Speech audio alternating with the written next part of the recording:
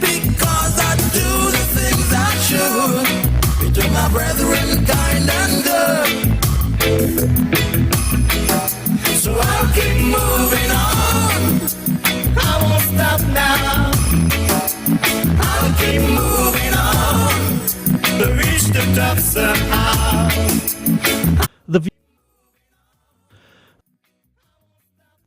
The views and opinions expressed by the host or presenter and by participants are solely their current opinions and do not reflect the opinions of ZIZ Broadcasting Corporation, its shareholder, or its affiliates.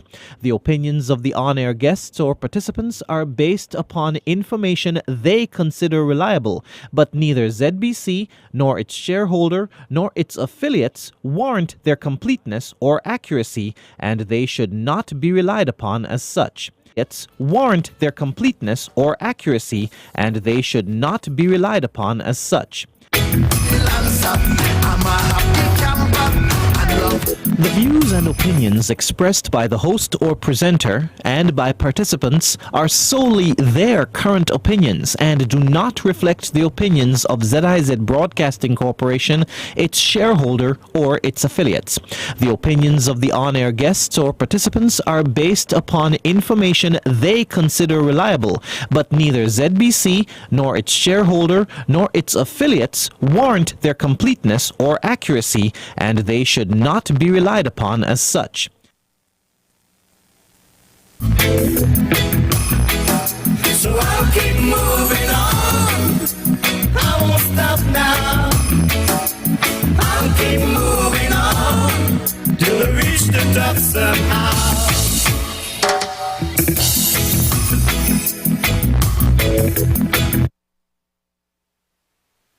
Yes, my Straight Talk family, it's time for me to say good night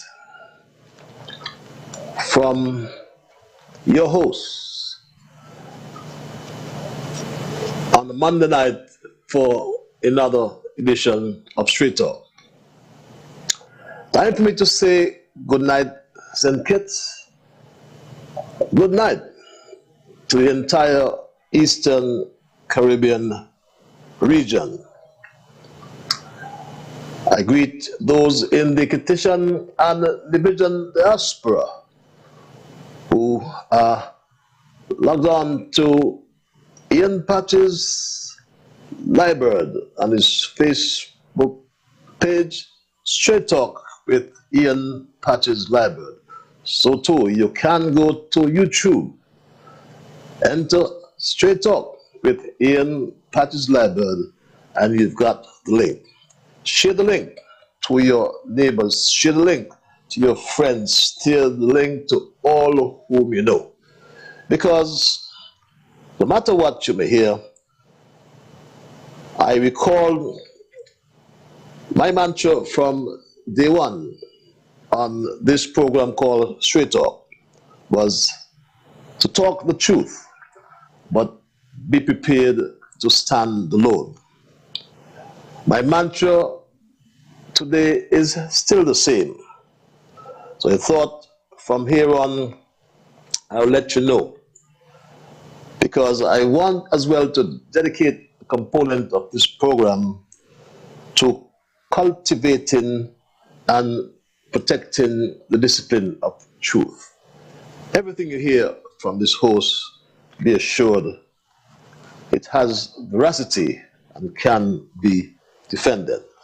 Well, that's for another time. But I want to welcome you, and for the first timers, to inform you that Straight Talk is a public service program that facilitates and promotes free expression on all issues of national interest, be they legal, be they environmental, be they technological, social, economic, and or political issues. On Straight Talk, you do have a forum to express yourselves freely. Let us in the process continue to keep St. Kitts and Nevis as one of the freest countries in the world. We try as well to raise the level of national discourse. We try to raise the level of national consciousness by alerting our people to their rights, to their responsibilities, and certainly to their obligation. My name is Ian Patches Liburd, and I give Almighty God thanks at all times for blessing me with an opportunity to join you in conversation on yet another occasion, my Straight Talk family. And as I said, and I'm sure that many of us who read the Bible would have thought about how often Jesus used the word truth.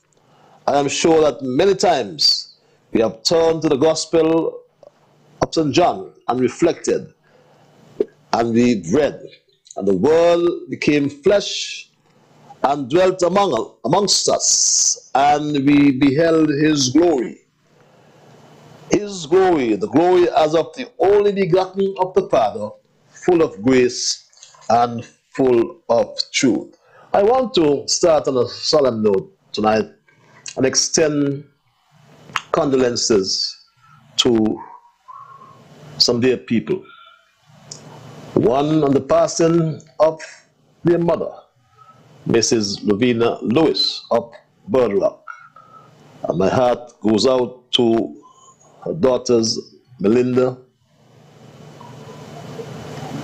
Lisa, my dear secretary, and her daughter, Cindy, brother Alex, and the entire family. Mother has gone to the great beyond.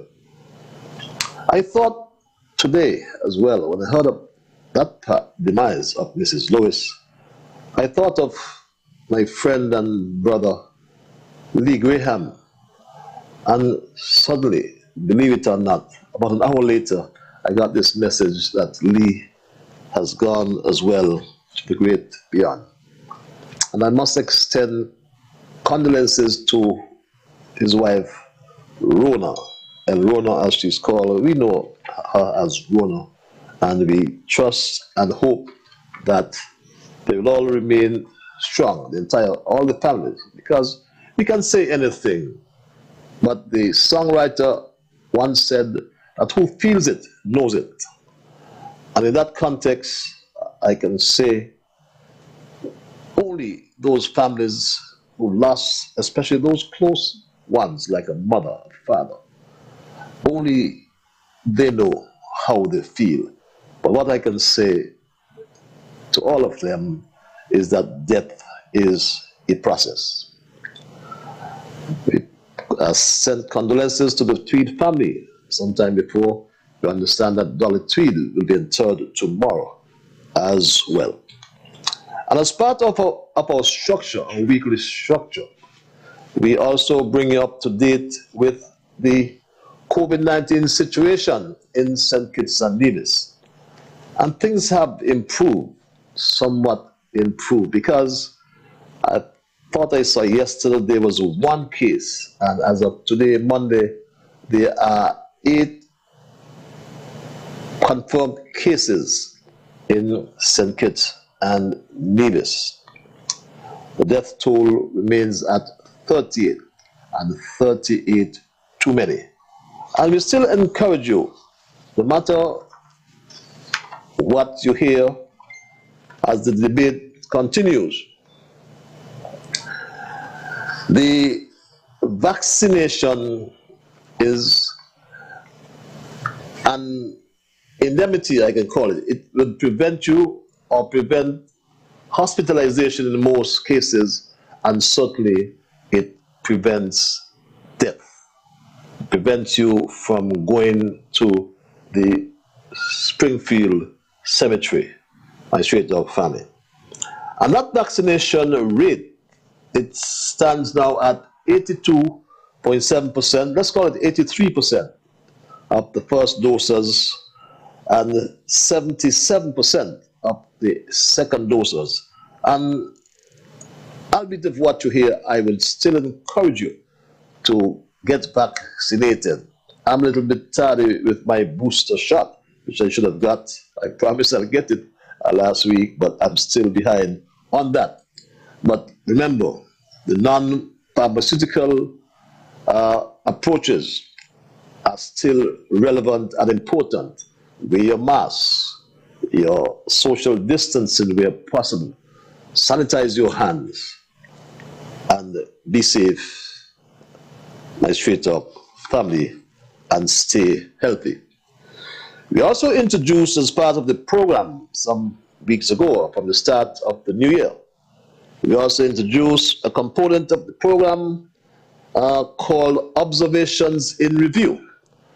And as we continue those observations, it's that time of the program when we do some reflection and establish what was accomplished, how have it helped others, what has changed since, what can be expected next, and what new have we learned as a people.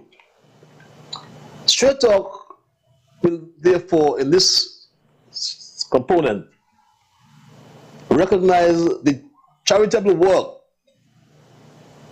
being carried out by the East Bastia Circle of Support, a group which continues to compassionately serve constituency number 1. Straight Talk wishes to congratulate them for keeping God in their midst as they worshipped with Pastor Jim Rollins and his congregation at Norwich Church, I think it's called, yesterday, Sunday, along with members, I'm told, of the PLP. And they had a very important guest as well in the audience who congratulated them likewise. I want to congratulate Kathy and Fran and all the members of the East Bastia Circle of Support for the good job they have started in reaching out and providing charitable support to those in need. Everybody can do something for someone, and it is good when members of the community acknowledge that and reach out. Sometimes all that is required is a kind word. Sometimes it is a word of encouragement. Sometimes it's even inviting someone to come to church for a spiritual upliftment. Everybody needs some love. Everybody needs some help. And so it is in this spirit of caring and sharing and supporting which this East Bastia Circle of Support has engaged that I want to congratulate all and to say thank you on behalf of the people of East Bastia. Thank you on behalf of the people of St. Kitts and Nevis for being a good example.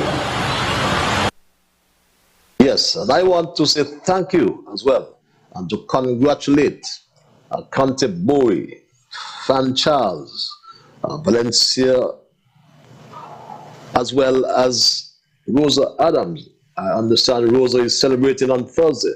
I wish her birthday greetings in advance.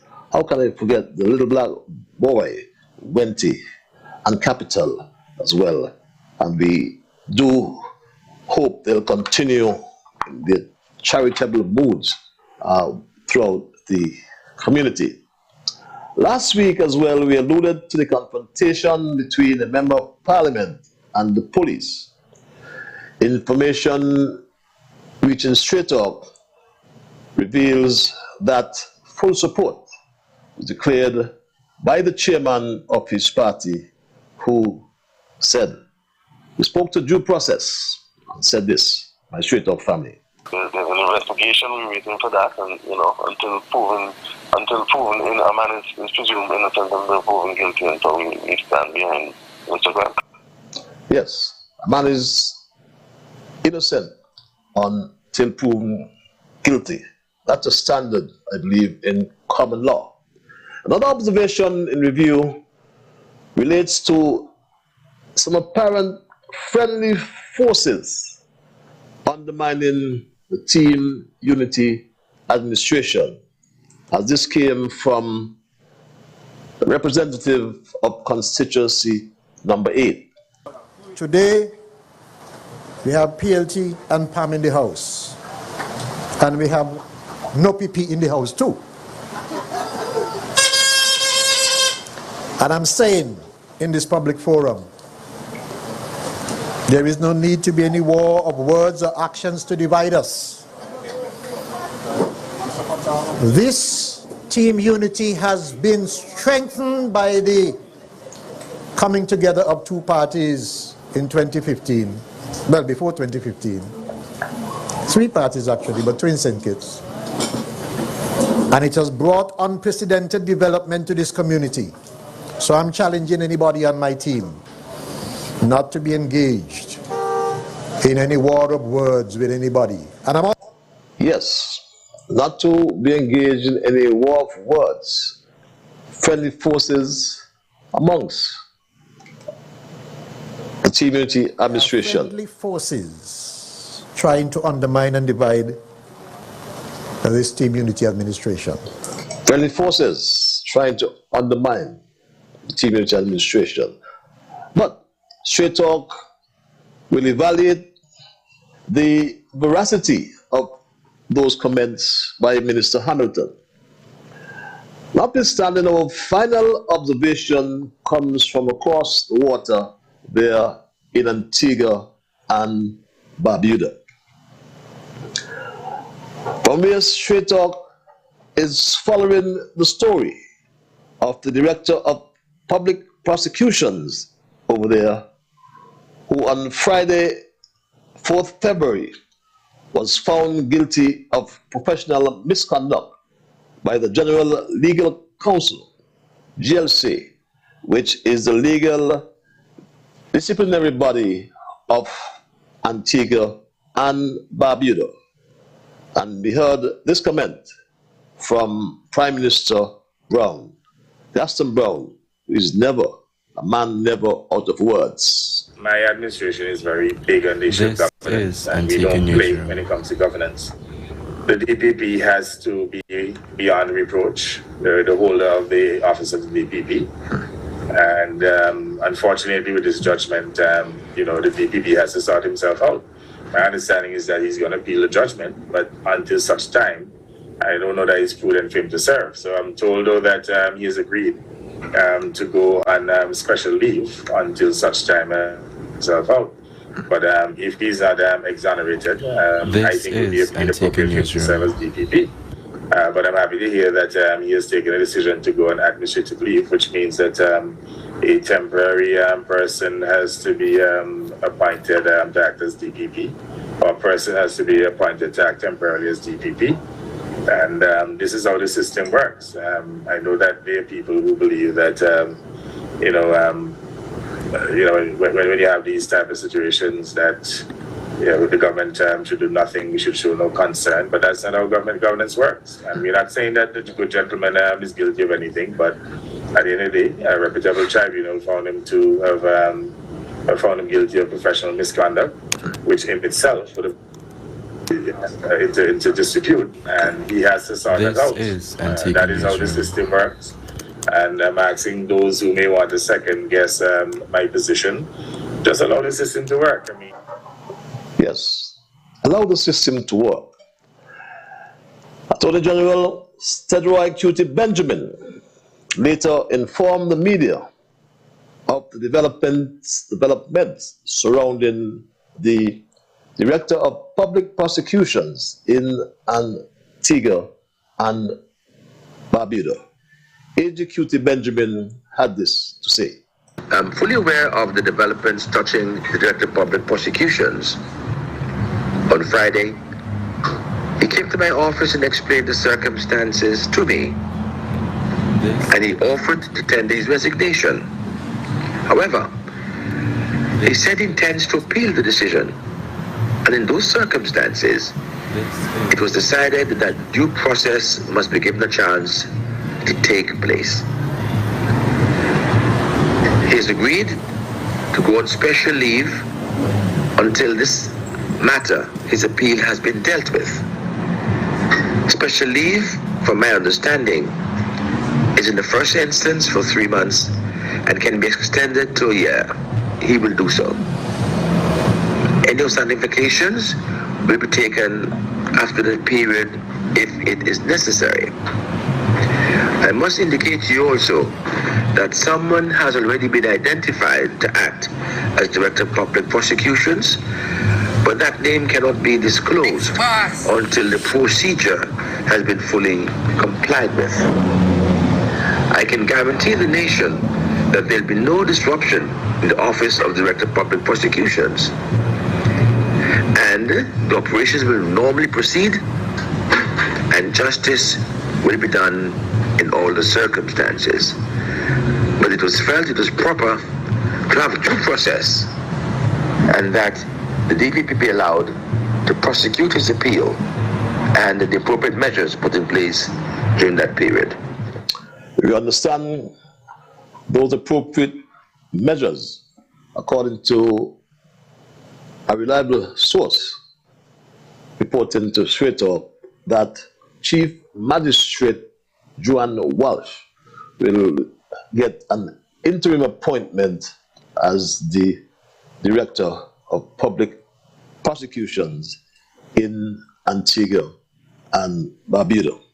Very interesting development. These are the latest observations in review, and Straight Talk will keep you posted on these and other stories as they develop.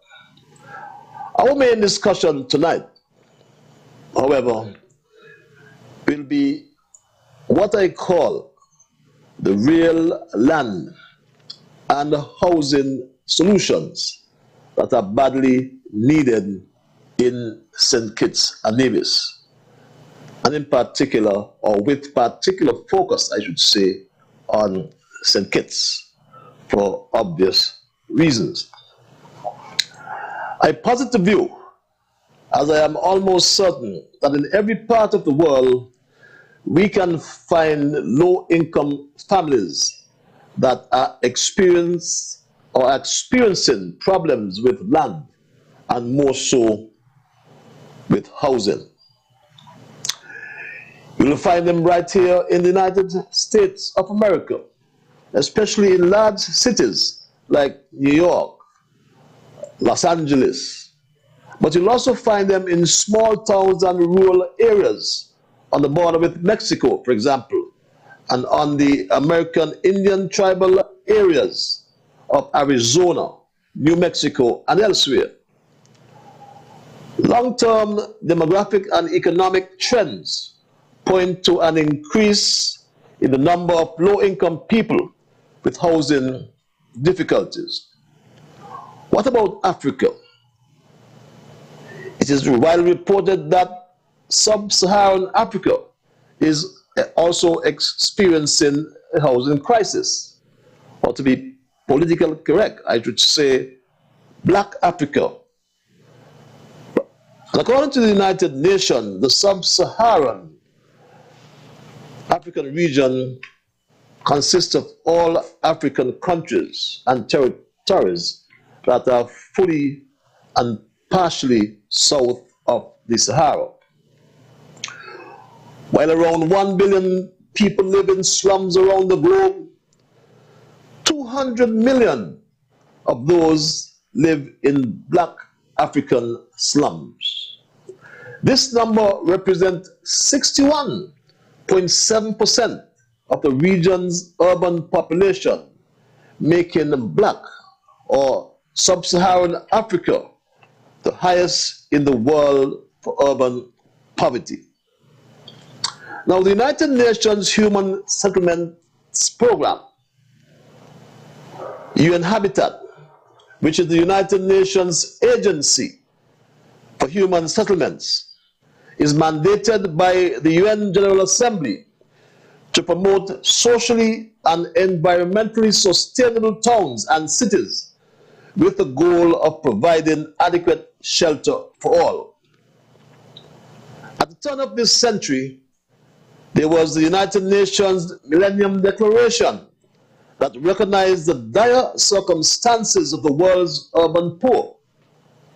It articulated back then the commitment of the member states of the United Nations to improve the lives of at least 100 million slum dwellers by the year 2020. To it, Target 11 of Goal number 7, a task that was mandated to the UN Habitat. As large as 100 million may seem, however, it is only 10% of the present world slum population, which it is predicted, if left unchecked, will multiply threefold to 3 billion by 2050. Will we be still around? Ask yourselves, where would you be in 28 years? Because the challenge will be even more daunting by the fact that according to UN Habitat's own research, the world's slum population grew by 75 million in a mere 3 years since the Millennium Declaration. Between 2000 and 2014, the absolute number of people living in slums went from 792 million in 2000 to an estimated 808 million in 2014, most of them found in Eastern and Southeastern Asia. In September 2015, the General Assembly adopted the 2030 Agenda for Sustainable Development that included 17 sustainable development goals designed to be a blueprint to achieve a better and more sustainable future for all. SDG 11 represents a shift in international development cooperation from a focus on poverty as a rural phenomenon to recognizing cities, especially in the global south, that are facing major challenges with extreme poverty, environmental degradation, and risks due to climate change and natural disasters. Having said all of that, I now ask the question, where are we as a country in the scheme of our own socio-economic development in St. Kitts and Nevis? Where are we in the context of our own human settlement program? These are pertinent questions because housing plays a key socio-economic role and represents the main wealth of the poor in most developing countries. The UN estimates that the global population will reach 8.5 billion by 2030, with almost 60% of the population living in urban centers. As estimated, 3 billion people will need new housing and basic urban infrastructure by the year 2030. Against the backdrop of rapid urbanization putting pressure on housing delivery systems, many urban poor will not be able to afford formal housing without proper housing finance solutions. This puts the issue of housing finance at the forefront of the global development agenda. The landmark commitment entered into by world leaders in the year 2000 was translated into an inspiring framework of 8 goals and then into wide-ranging practical steps that have enabled people across the world to improve their lives and their future prospects. Our political leaders in St. Kitts and Nevis made that commitment as well. And what was the commitment? To spare no effort to free our fellow men, women, and children from the abject and dehumanizing conditions of extreme poverty? Can we deliver on our shared responsibility as a government and the people? And the people are the government. So I'm essentially asking you, the people, how can we put an end to poverty, leave no one behind, and create a federation of dignity for all? Tut mun bagay, everyone in St. Kitts and Nevis. That's the question I ask. But there are obstacles that are faced by our single mothers, for those just getting by on a minimum wage, those on PEP, or I should say those on STEP.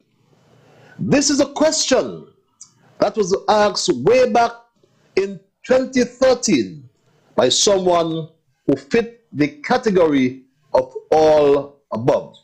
This question was asked by Straight Dog family way back in 2013. I would like to know, how am I working undepressed for $320 could take for $700 in a house? I would like to know, how am I working undepressed for $320 could take for $700 in a house? Very interesting question. And I ask, is that question still relevant today? And if so, how can we address such an obstacle or the obstacles to affordable housing for low-income families in St. Kitts and Nevis? It's hard, very hard. And I understand the advice of the minister who is charged with the onerous responsibility to organize human habitation in St. Kitts, human settlement. His advice is characterized by wisdom,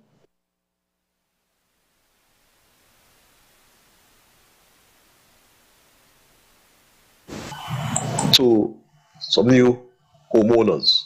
My advice to you are simple. An investment in a home is probably the single largest economic investment you will ever make in your lifetime. And as the years go on, the cost and the value of those homes will rise. Further, you should not become delinquent in your payments to NHC. If you are taking one of these homes and you find that you're committing yourself to something that you cannot pay, don't take it. Wait the next turn. Let someone continue who can afford to pay. I am not saying that you don't tighten your belts, gird up your loins, and make the payment. Do that. But if you know you definitely can't pay, come in, let's talk. Because there might be something that can be done to ensure that you can pay. Wait for the next time. But truth be told, in just 2 years, the next time, we are told that the construction costs has climbed by almost 45%. That's construction costs of quote-unquote low-income or affordable houses. Those are not my words. This is the words, or these are the words of the Minister of Human Habitation. The cost of building the same homes tomorrow will be much more. NHC has earlier calculated that the home built in 2020 for $165,000 will cost us $235,000 in 2022. That's a significant increase. And I believe we have to adjust that because prices are still rising in some areas. It appears that every conceivable item used to construct homes have been and continues to be subjected to increases in costs except water. Did you hear that? In 2 years, between 2020 and 2022, an NHC home moved from $165,000 to $235,000 in 2022. So the next question that has now derived from the minister's advice and update is very simple and straightforward. How can the NHC apply innovative thinking to reduce the costs of formal low-income housing in St. Kitts? That is the housing solution we need. And if the NHC is to reduce costs, we cannot continue with the same old traditional methods of construction. We just cannot. Now the question that derives, isn't it time for the introduction of new and cheaper technologies with supporting energy efficient buildings, targeting the ever increasing numbers of low income families?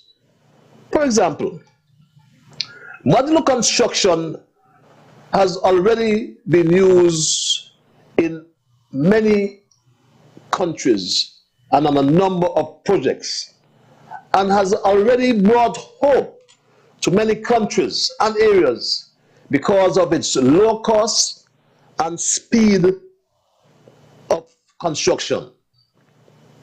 So modular construction must be the future of standardized building in St. Kitts and Nevis if the cost continues to increase in the way the minister outlined.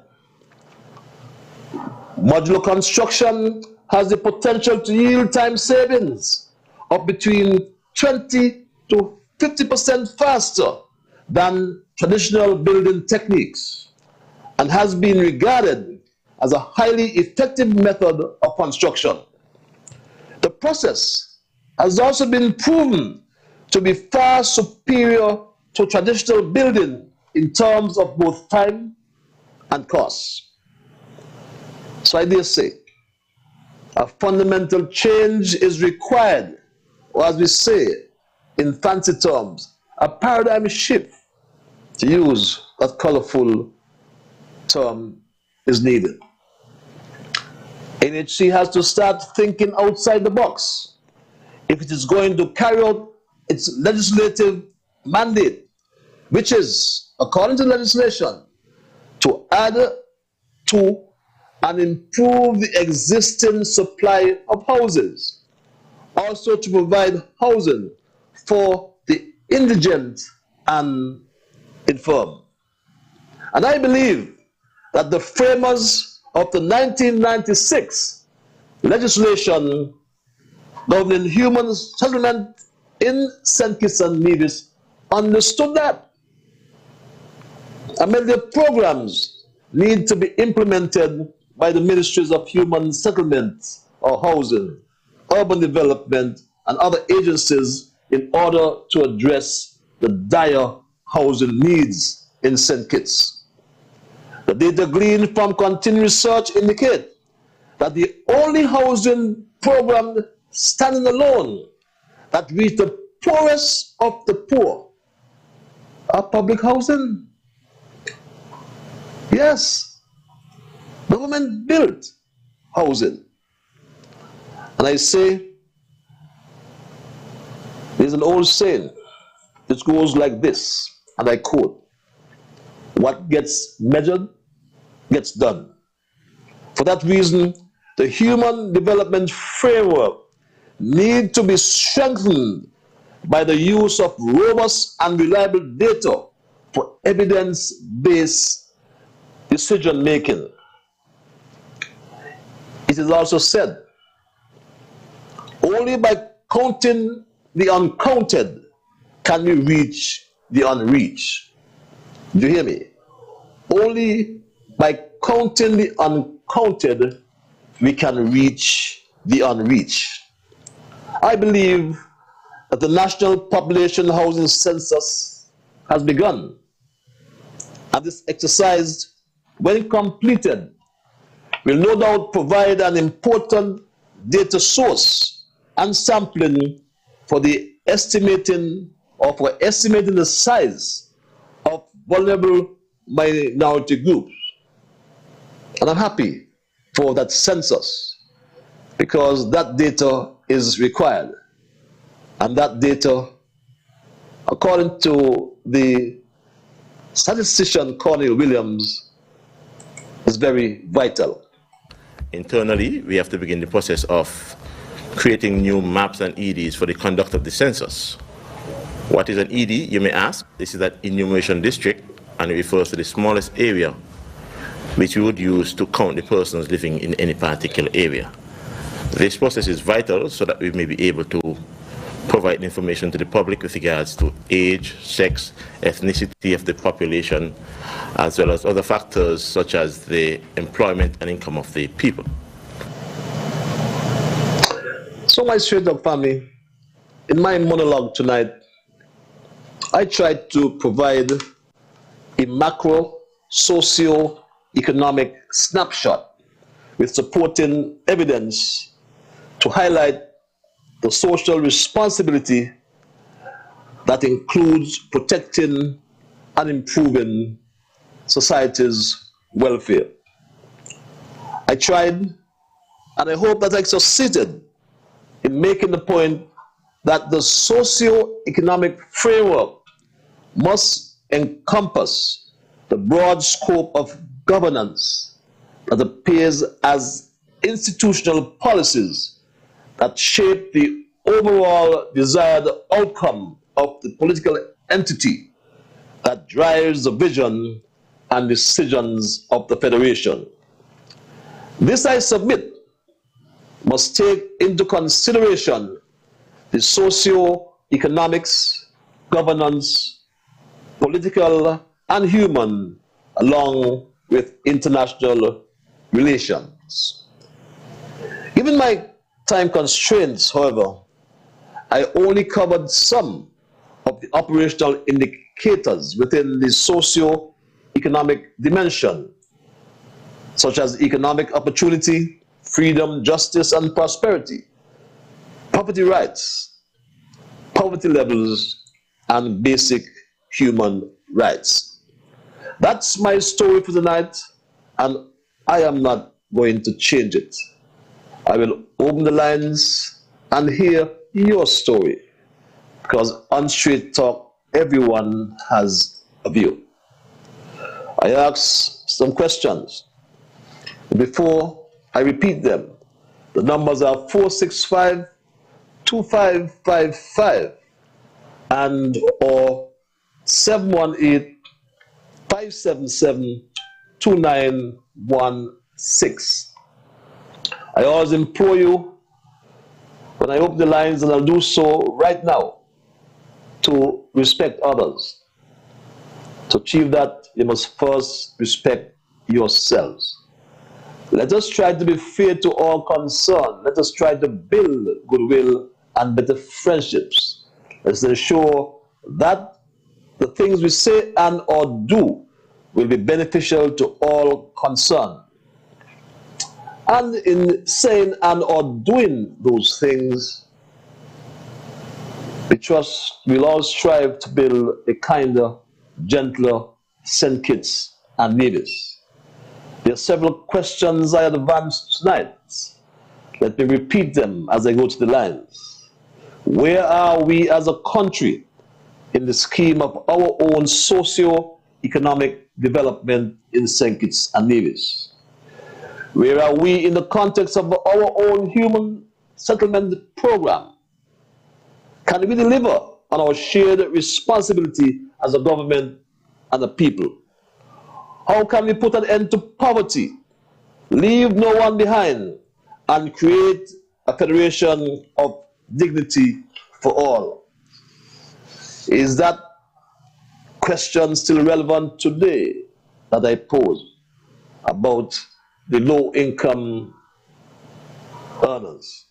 How can we address the obstacles to affordable housing for low-income families in St. Kitts and Nevis? How can the NHC apply innovative thinking to reduce the cost of former low-income housing?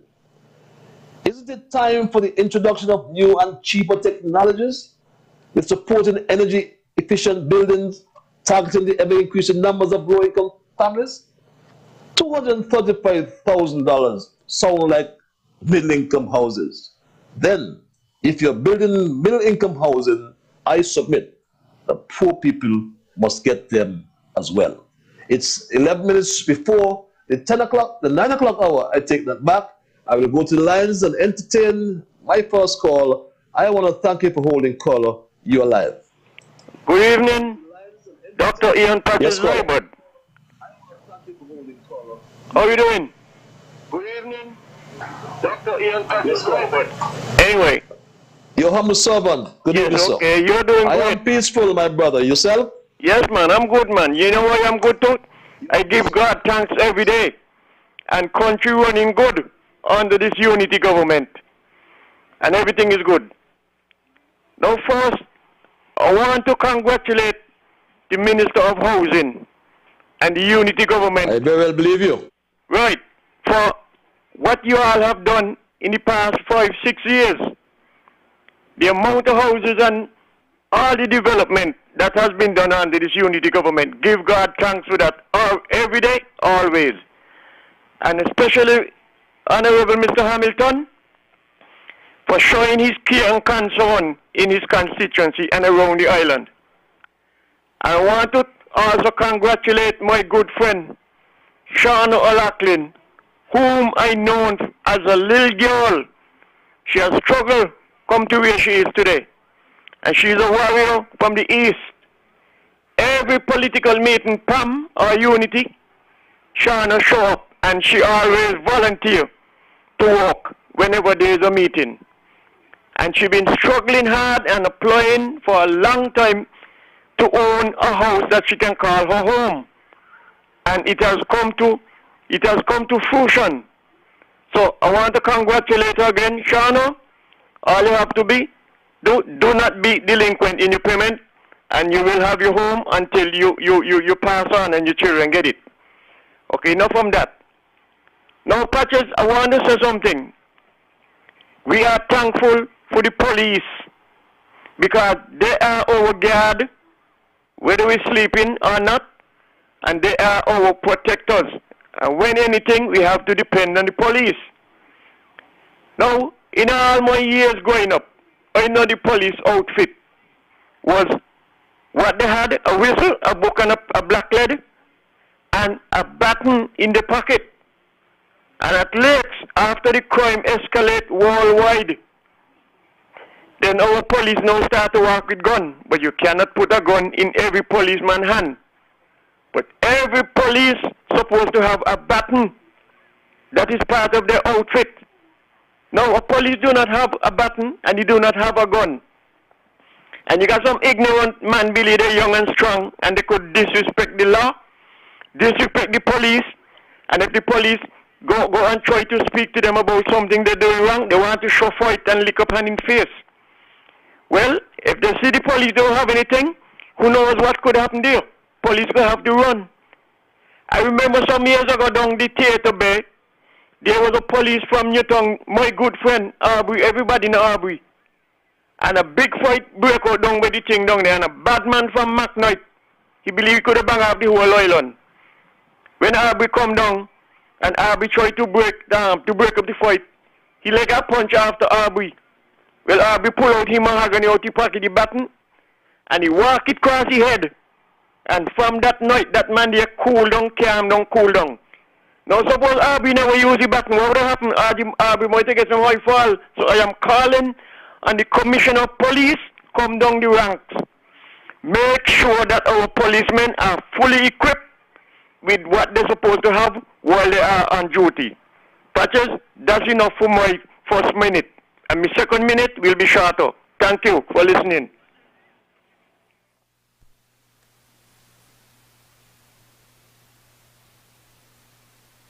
Thank you very much. While I entertain some digression, I want to remind us, especially those who have just joined us, our focus tonight is on housing solutions.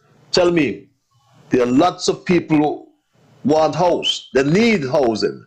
How can you get the poor people into an affordable house? That's one of the questions I asked. Caller, you're live.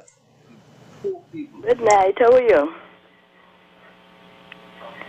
Good night, how are you? Hello? I'm peaceful, yourself? Mr. Liburd, technology is really good. You get I am peaceful, everything. yourself? And not too bad. I said technology is good and you get everything. And a good speech by our best Prime Minister. And the preacher was Sergeant Grill. Who do that? Patch is doing that. Culture say the country running good, and that is good. Culture, good night. See you.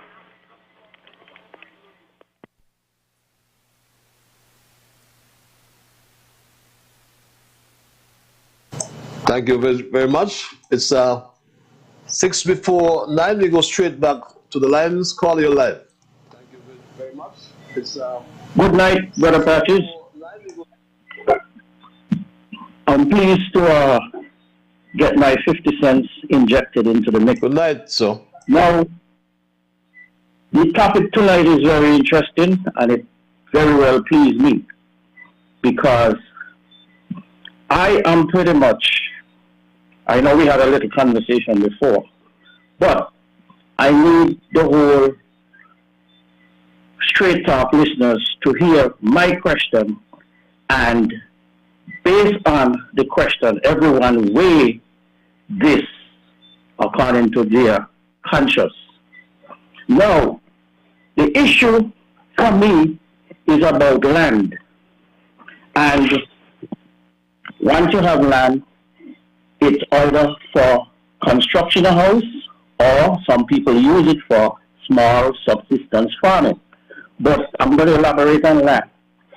I think that anyone from beginning who had interest in buying a piece of land, they don't have an idea all the elements, procedure that's starting from getting a piece of land to closing. And I need some explanation from the intelligence force or the constructors of these procedures to state the claim in educating people of the procedure of earning a piece of land from start to finish. Now, correct me if I'm wrong. My understanding, if anyone interested in a piece of land, they must first go through an application process. While the application process is in motion, pending approval, should there be approval, it's a matter of the cost, the area of the land, which is the measurement, and all that are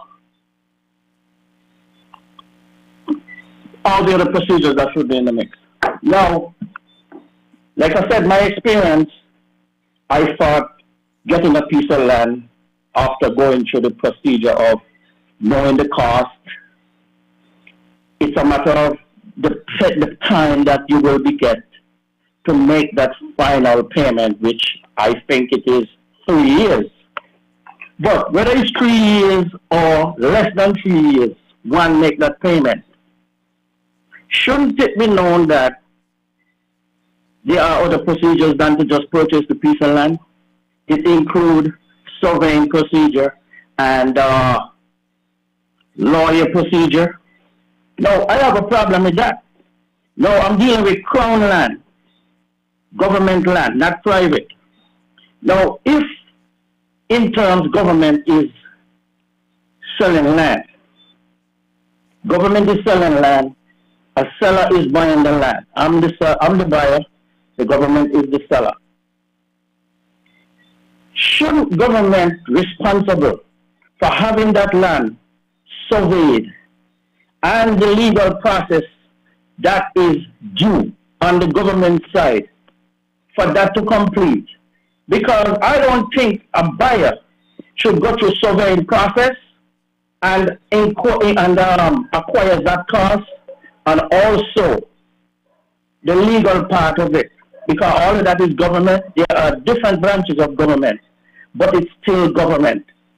So why should, if I pay off final payment to the treasury for a piece of land, I still then have to go and find a surveyor, private surveyor, and also a private lawyer.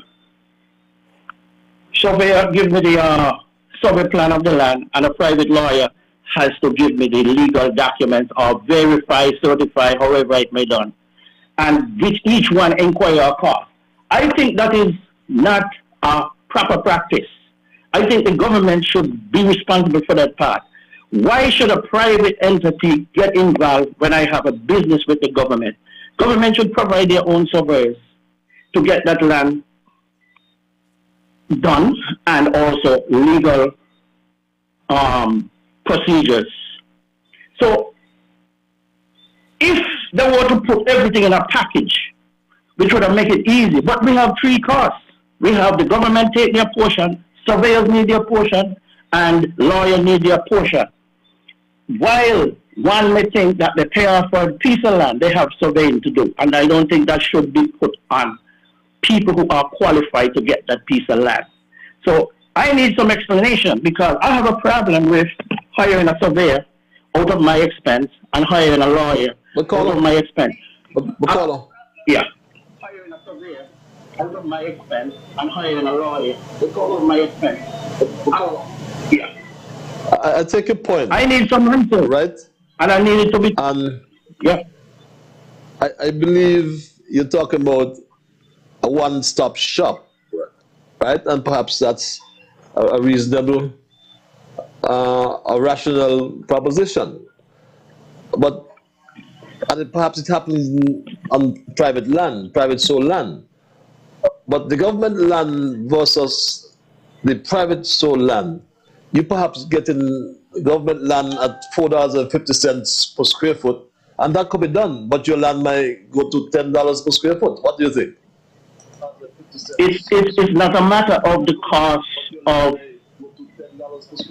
It's not a matter of the cost of $4 a square foot or $10 a square foot. It's a matter of the principles surround the matter, because the thing is, there is a price for the land, and all other procedures after the buyer paid in full for the land. It is due to the government to provide all legal documents on the survey plan, because if you are the seller, you're supposed to have your selling item, land, whatever it is, prepared for the buyer to buy, provided the buyer makes that commitment and in full, and that's it. The thing is, it's a burden, because one may have the money to pay the land, but surveyors, you got to go do surveying and pay for the survey. I don't care if the survey has been done. The surveying has to be done. The legal documents have to be drafted up, but not at the person's expense. So it's not a matter of if government has to include the cost into one stop. They should raise the land to a higher price. The land is what it is. It's not detailed, and the point is, it is wrong, because I've heard history. Okay. Where people buy there and they never inquire that kind of cost. So why is it now? And if that is a practice, that is unethical, and I'm sorry to say it, but I'm not ashamed to say it. I think that's thievery. Thievery. I'm not blaming any government. I'm not blaming the current government. Okay. But they got are prolonging it. They are prolonging it, and they got to visit this thing. I understand it. I think we made the point. Common sense. Prolonging it. They are prolonging it. They got to visit this thing.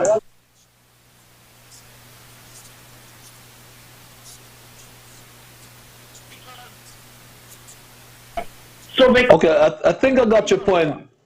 my brother, the authorities, they normally listen, or somebody will tell them, or somebody will get a soundbite from the program, because soundbites to spare the following morning. But your point seems like a rational point, needs some more studying, some more analyzing, and perhaps you can get what's unavoidable, change in the process of acquiring or procuring government sold land. It's 9:03. I go back to the lines. Call your line. Procuring government sold land. Yes, caller. It's 9:03. I go back to the lines. Call your line. Honorable Patrick Liburd. Yes, caller. Hello. Honorable Patrick Liburd. Yes, caller.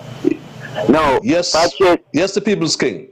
Yeah, what happened, the gentleman was a little bit on target, but the real target where he should have been hitting is when you're done by government land, you have no infrastructure in there. You have no water, no road, no electric and all of them inside there. That is what he should be arguing about.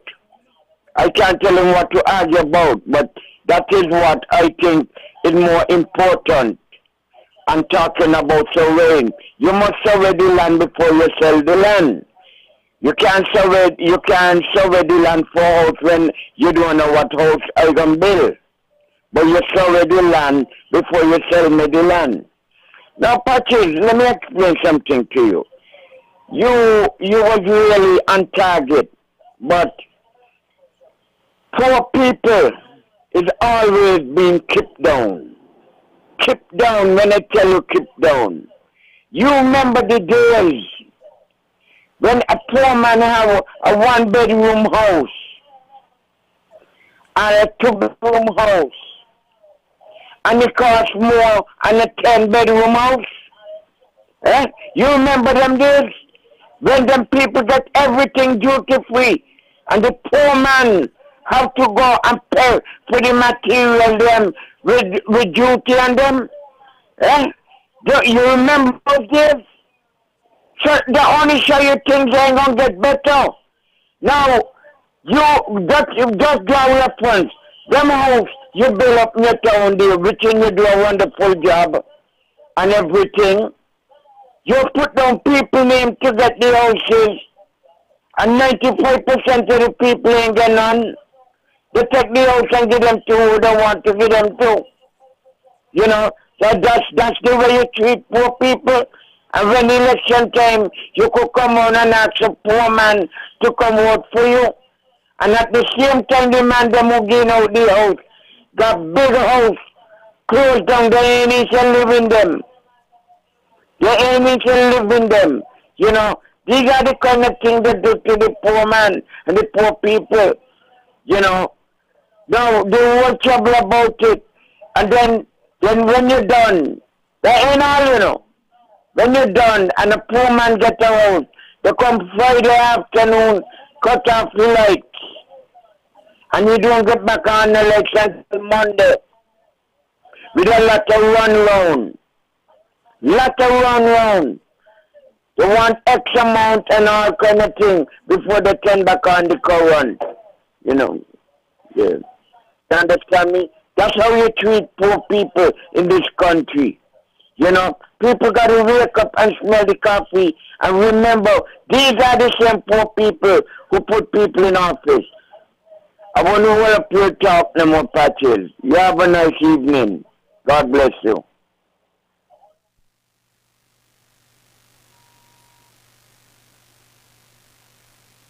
God bless you as well. And that's the question. How can we make houses affordable and available to, according to that caller, poor people? Caller, your life. Patrick, good night, Patrick, good night. So according to that caller, poor people. Caller, your life. Patrick, good night. Patrick, good night, Patrick, good night. Yes, good night. Politics. Patrick, I want to thank God for life. And good thank night, God for politics. the Federation of Think It Nevis. And thank God for Team Unity. Because team unity has changed this philosophy of love towards politics in this country. You understand? Running party line. I want to tell Brother Rock, right, that the poor man will still making money and go in a casino and lose $1,000 one night. And this is reality. Such as we are under a pandemic, and we know that this is the situation right now. And some people just pay to get money and win money and do all kind of things. Such as we cannot put all this strain and push upon government. A lot of poor people are messed up.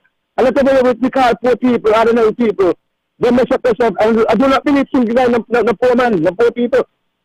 They're not the poor man here.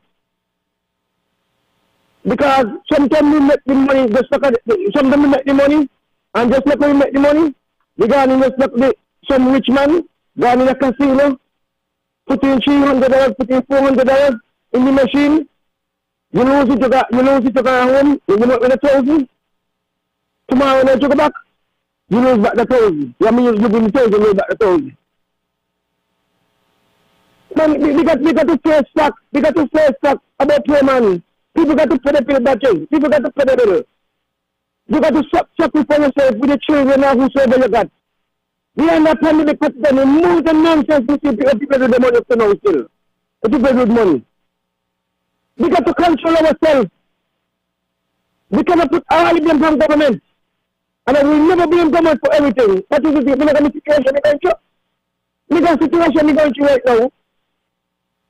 We got a situation we're going through right now with the animal.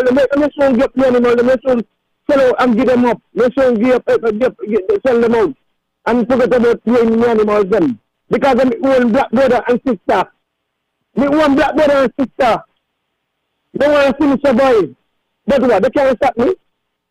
By the help of Christ. They can't stop me by the help of Christ. I must live. By the help of Christ, I must live. That's why I say on the party. We got a government here, we vote for team unity government, and they're doing well. And we want the ministers, them who we elected there, to continue forward with this team unity.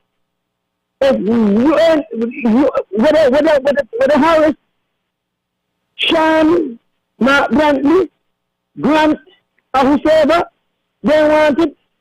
Well, the people want it, you know. And if we ain't get it, it's only one way we're going. Because we got the Prime Minister there, but I don't know, I mean, I tell you about it. I don't know, he's a miracle worker. He's a miracle worker. And the man is great. People try to bring him down, lambast him, and the panic attack to say no after the negative thing about the man. Up to this morning, when the co-worker had the man, and you come about that, you know, you touch but if the longer this government stay, when I'm not panic attack, you know, you're not calling him. The longer the government stay, the weaker pan get. The longer the government stay, the weaker pan get. So only to show that the same man done the panic factory and the butlock man, they want to bring them back to house.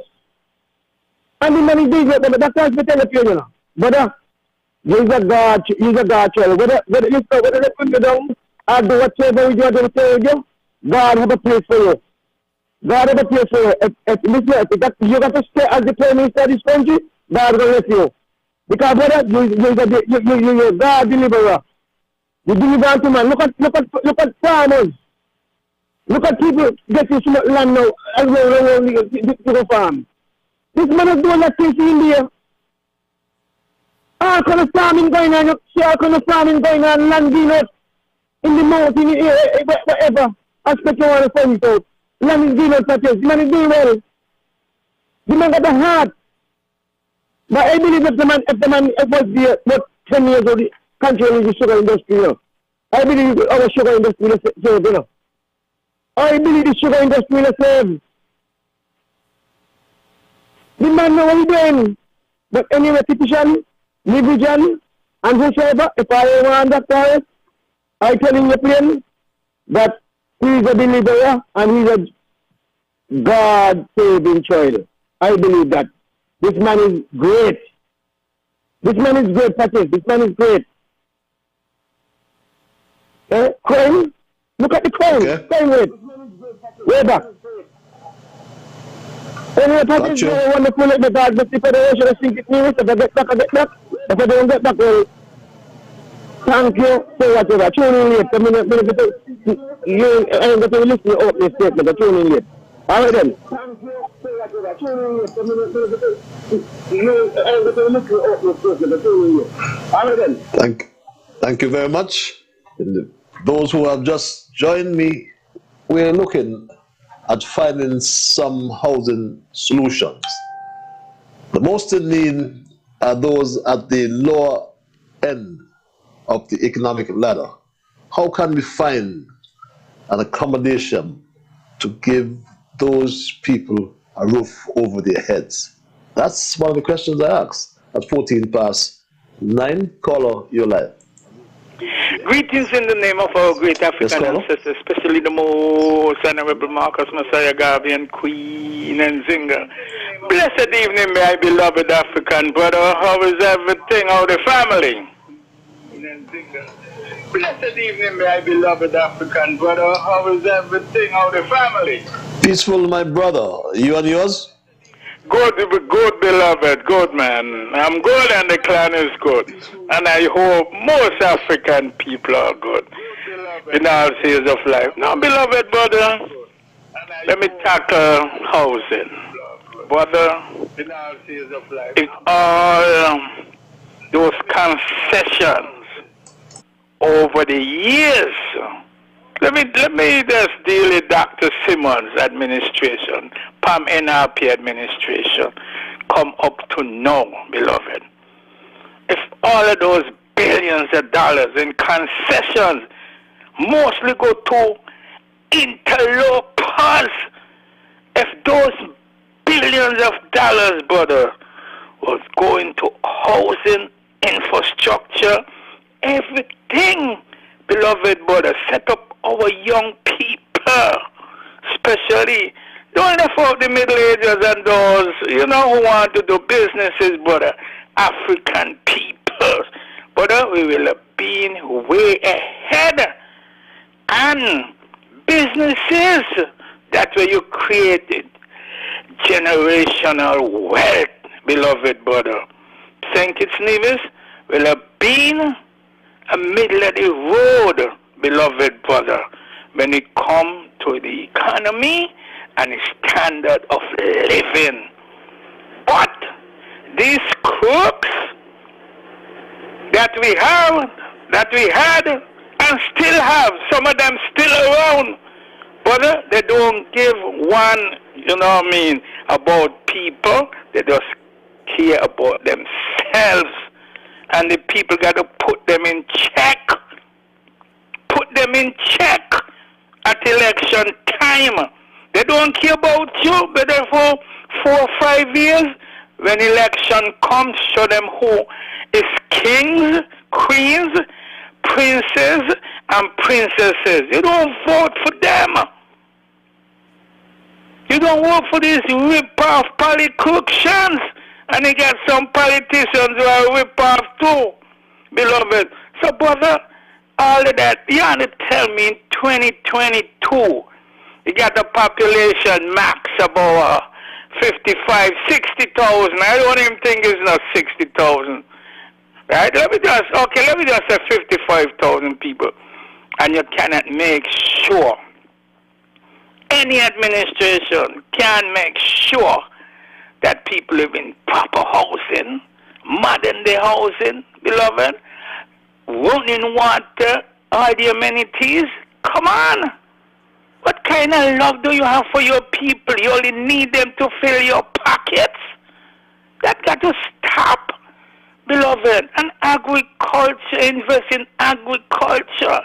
Send our people to study agricultural science. You start teaching it at the elementary level. beloved.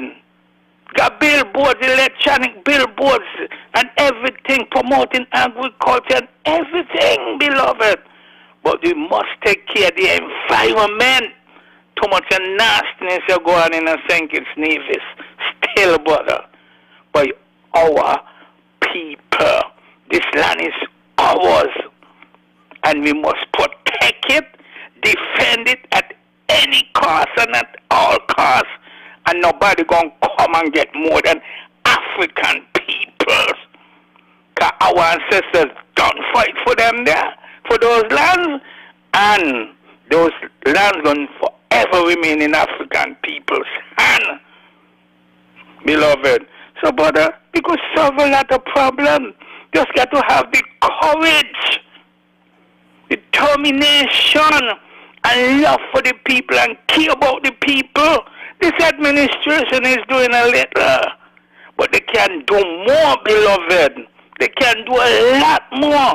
I want to see our people, our own 5-star hotels, going to modern agriculture, down the line, construction and them. What you want to tell me? All the TDC and RAMs and all those people could build housing and profit from housing?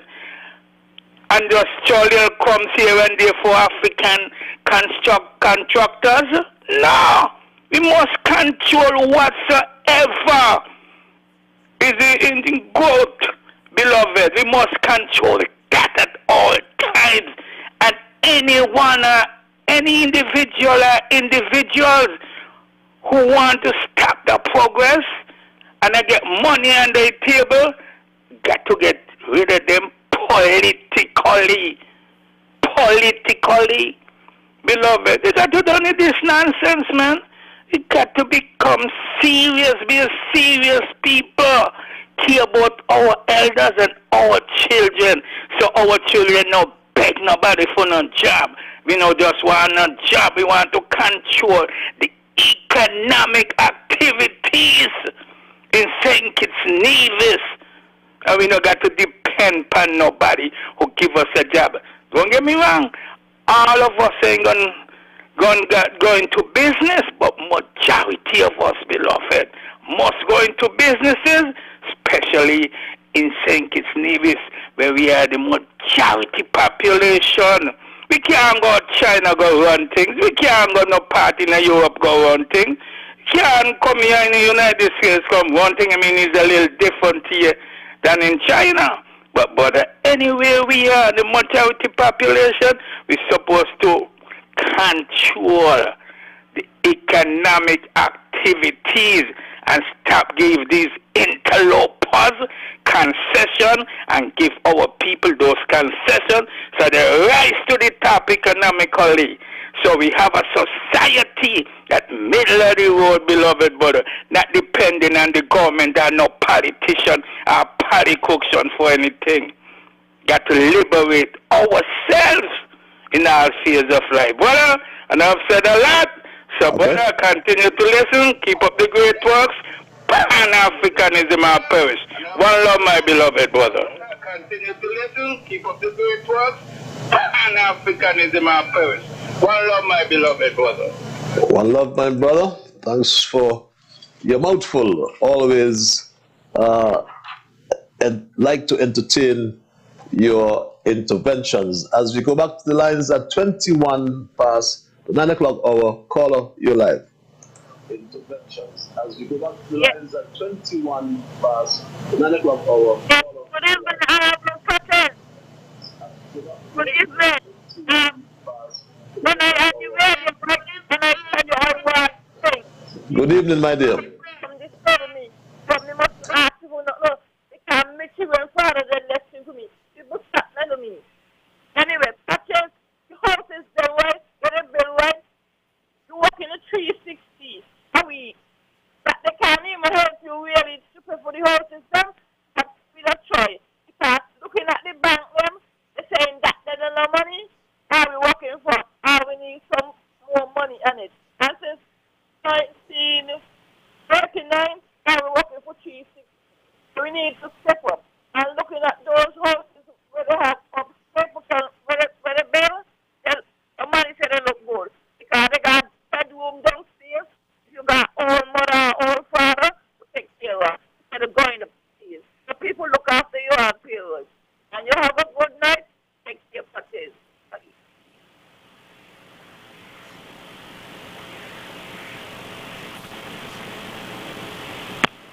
Thank you very much. Yes, $360 per week and have to pay for a low-income house. And that's a question that was asked by a caller many years ago. She asked this question. I would like to know, how am I working undepaid for $320 could take for $700 in a house? Is that question valid today? Let's go back to the lines. Caller, you're live. Hello? Yes, caller. Yes, good night, Mr. Liburd. Hello? Yes, you're live. Yes, good night, good night. Good night, my brother. Okay, yeah, you just played a clip, a while ago, with what I really wanted to talk about. Right? The $350, I think that is minimum wage, right? And you're talking about like getting houses, a poor person, or the poor people getting houses, right? What I think government do and does wrong is that when they set prices or costing for anything, they set it across the board, And so if you're setting costing or pricing for something or anything that the government is doing, I don't think it should be set across the board. Because, for instance, the same thing with the houses. The lady just mentioned she's making $350 per week, right? So when the government build houses, they're not going to say, well, okay, you can't apply, he can't apply. It's open to any and everybody to apply for a house. So a teacher, a police, a banker, a lawyer, whoever the person is, and they want to apply, they can apply. So you're telling me now, because when you have to put in, probably sending how much money you make.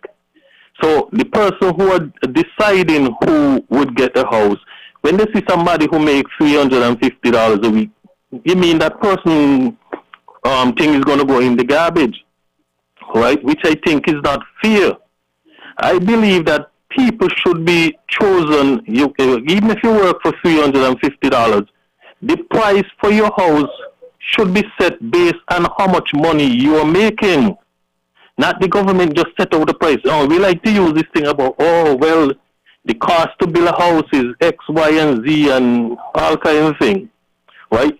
If the government is giving 20 or 25 years for someone to pay off for the house, if that person lives in the house, right, they have kids, and you put the salary, the mortgage for the house based on the person's salary, it's going to be a continuation of the person and their children, right? So I don't think the way government is doing things in terms of setting one cost, one price, to fit everybody or to suit everybody is the right way. Take for instance in business, like for the small business, they have a tax. You set a thing for tax, and everybody, whether you use a one person in a business, in a small business, or 400 or 1,000 people in a company, the small man has to pay the same tax like the other, like the big company or the big businesses.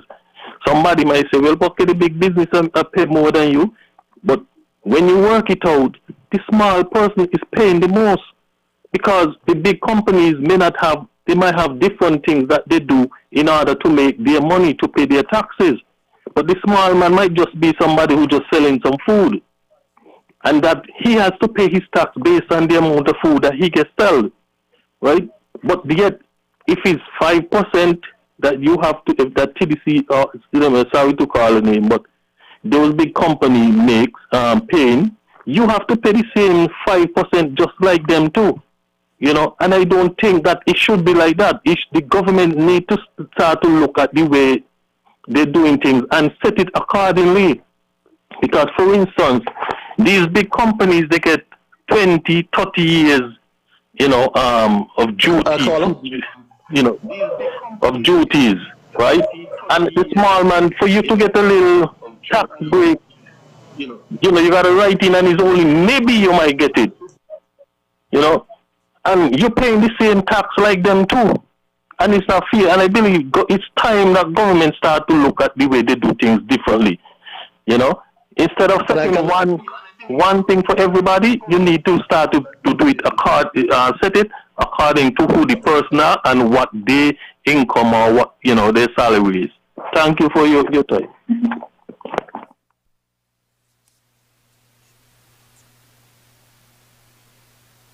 Thank you very much.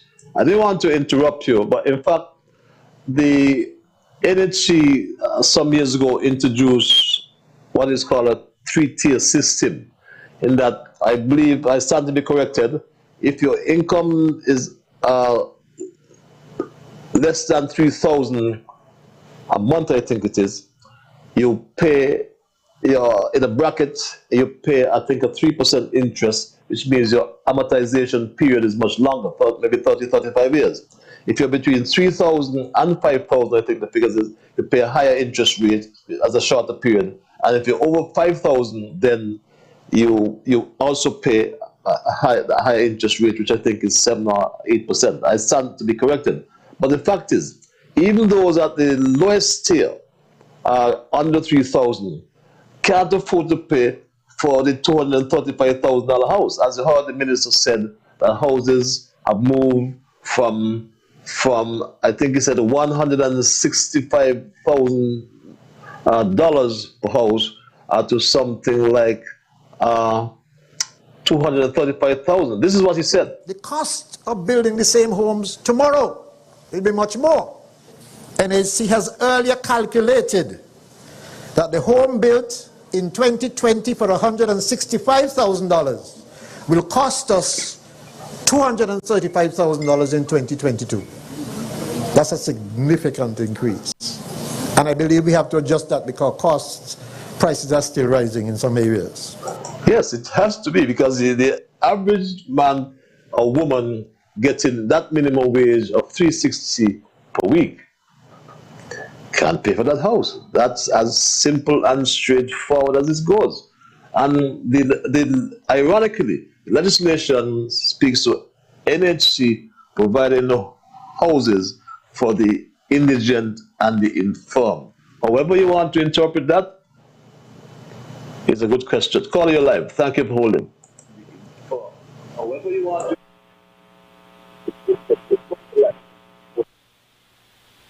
Yes, caller? Hello? Are you there, caller? Yes, I'm here. You hearing me? Yes, you're live.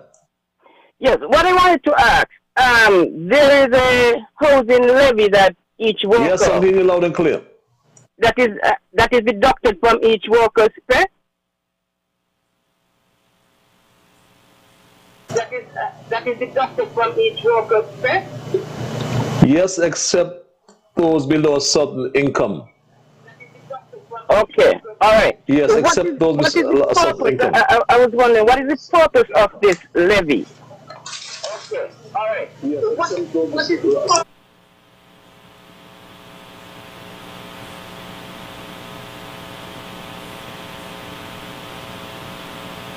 That's a very good question. It says a housing levy, and it can only mean one thing. But how much money is accumulated in that fund? Okay, so if I am paying a housing levy is deducted from my wages, from my salary, that would qualify me for getting assistance with procuring a government-built house.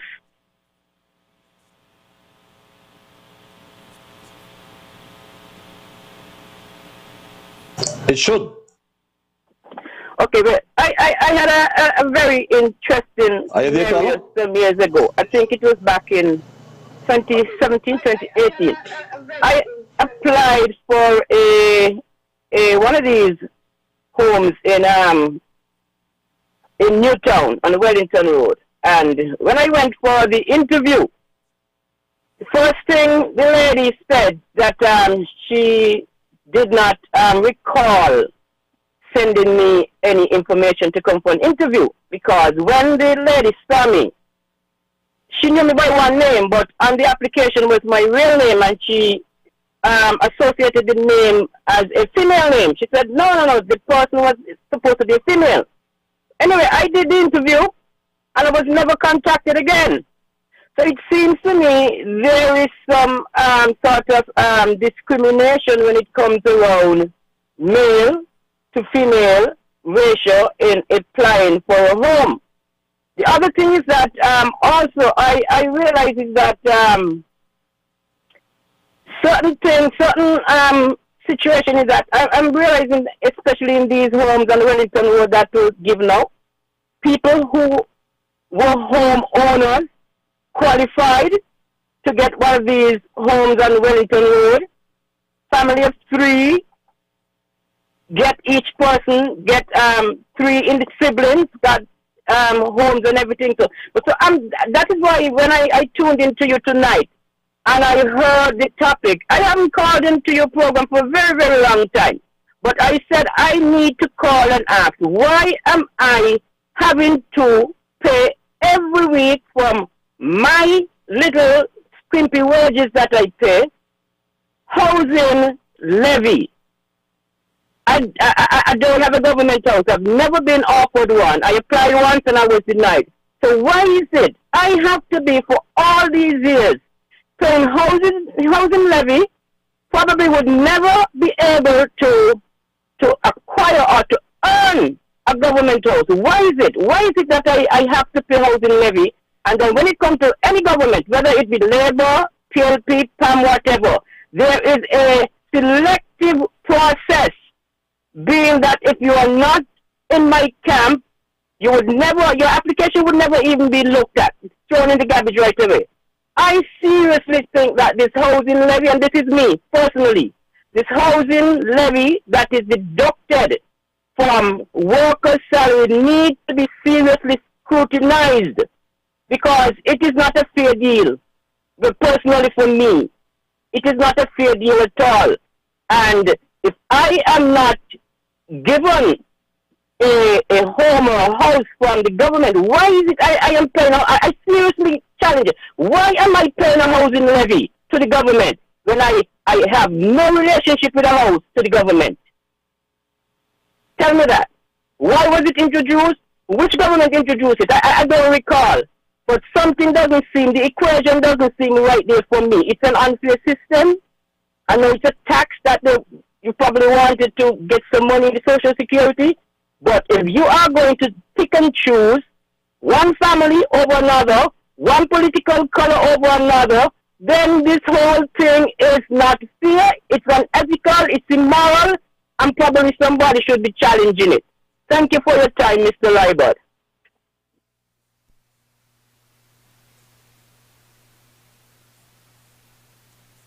Thank you for your input as well. There's the Housing and Social Development Levy Act.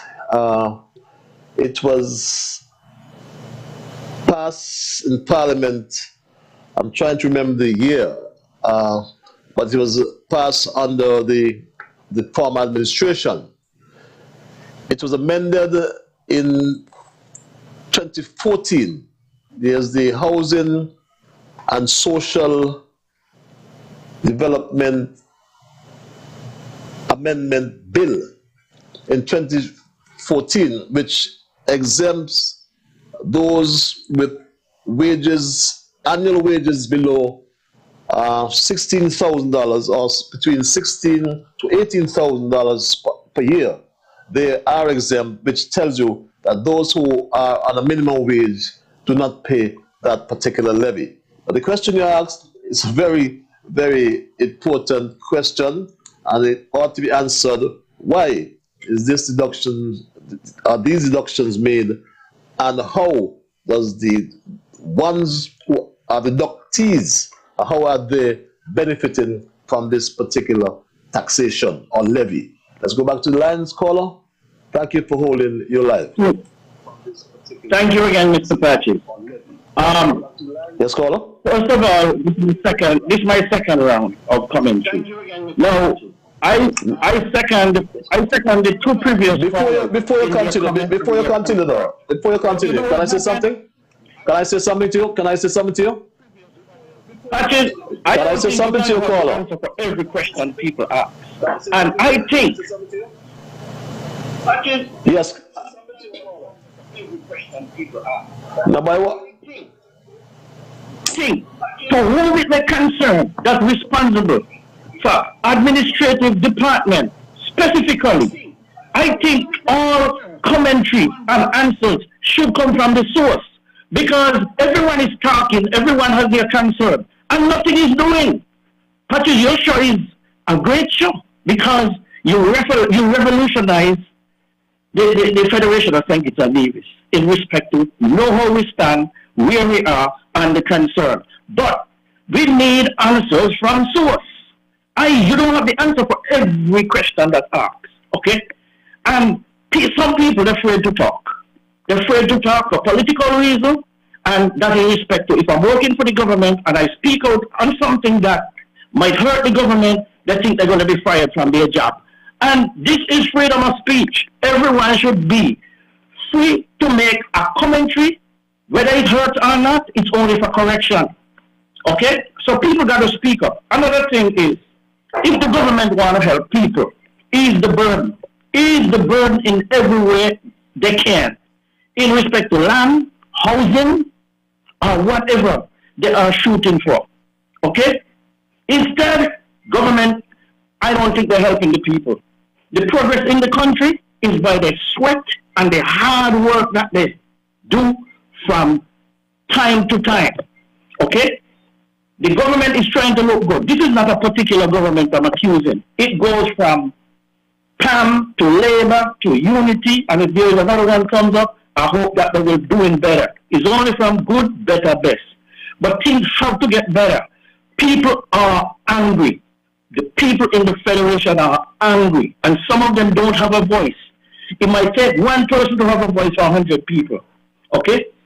And I could be a voice, and I'm trying to be a voice, and I empathize with each and everyone who has a concern. But we want the source. We need the source to step up, okay? And we want the AG to step up and say his part on a certain topic if the topic is fitting him.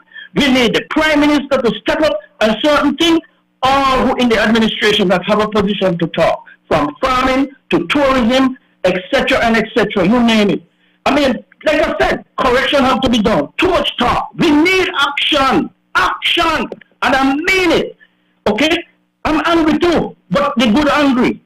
I need things to become easy for my people. And my people is under oppression. This is oppression, and this is still like colonial times, slavery time. I've seen it. People talking, they're angry. Trust me, I'm here and I'm seeing it, I'm listening it, I'm eating it, I'm digesting it, and I'm going to broadcast it anywhere. I will debate anyone. I debate anyone, and I need intelligent, dynamic minds to step in and state their claim, because they're listening and they're not saying anything. It's just what goes in one ear, come out the next ear. I'm a straight talker. I'm not hitting a political bash. I am not politically inclined to no party. I'm a straight talker. I tell you what it is. Action needs to be done. Okay? Stop fooling the people. Promises are comfort for fools. And that's what being taken with the people. And I'm fed up of it. I need the land situation to be straight now. People who buy land, let them know where they stand. And what do to the government, do to the government. What do to the buyer, do to the government. I personally make my commitment, and I'm done. I'm not paying for surveying land. I'm not paying for getting my certificate of title, because they are being paid. It should have been stipulated in writing, these are the expectations, and it's not. So government should not put what belongs to government on the people who are seeking it from the government. Government is crown, the land is crown land, and they got to do their part and cut those charges. Even to the housing. All who buy housing from these programs, I bet you surveying money and legal fees injected into that, and they don't know. They think they are paying one fee for a house. government should be responsible for housing in terms of survey and the legal thing. I need my papers, and I'm not paying no more money, and I need my so many money back from the government because it make me go and pay private party. That's it. Okay. I'm angry in that part because I need action. I need it for myself, and I'm going to make it happen. And what's good for me is going to be good for everyone else. Okay, got you loud and clear. And I'm going to make it happen. Okay. Got you, my brother. Got you loud and clear. We've heard you, my brother. The people are angry. But really, Straight Talk is a conduit to the source. And we want the authorities to hear what the people are saying and have an opportunity here on Straight Talk.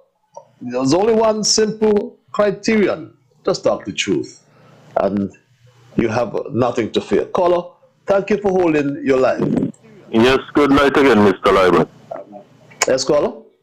Yeah, the levy, right? I think it is called a social services levy. I think that's the correct term for it. Hello? Hello? Housing and is the housing and social development levy? It's the housing. Yeah. And social development levy. Yes. Okay. Then. Yes. But then at times, right, when we hear the government is going to through NHC gonna build houses, we are hearing that they have to borrow money from Social Security, right? The levy is being paid into Social Security. So you as a former government or cabinet minister or person, right? Can you maybe shed some light as to how that money is being distributed, in the levy? And there's the next thing though, that I heard the minister just say. Right, I think he said before to build one of these houses was I think 160,000. Now it's 250 or something in to that effect. I want to know if it's 250, is it 250 with duty with the material duty has duty on them, or it is without duty, right? And the next thing is that if government are going to do low-income houses, right, why the government do not purchase their own material from overseas? Yes, people are going to say, oh, well, we have thing, and these companies here who supply materials, they have people employed, and yes, they have to think. The government do other business with them. If the government is going to say they're doing something to help poor people, is no way you could have a middleman in it, and it's going to be at a low cost, because these companies that building material places, that thing, they in it to make a profit, right? So if the government want the cost to be low, I think the government should, like the materials that we would have to purchase from overseas, maybe in terms of the board and the roofing, the galvanized or the shingle or windows and doors, if we're going to purchase them from, I believe the government should go to the source, those sources themselves, and purchase the material instead of purchasing them from the building companies here, which are looking only based on profit. They ain't care about no poor people or anybody else. They're just looking for profit. So if the government is really concerned about poor people, I believe the government need to cut out those people, these people here who they purchase the material from, and especially if they're not getting the material for duty free.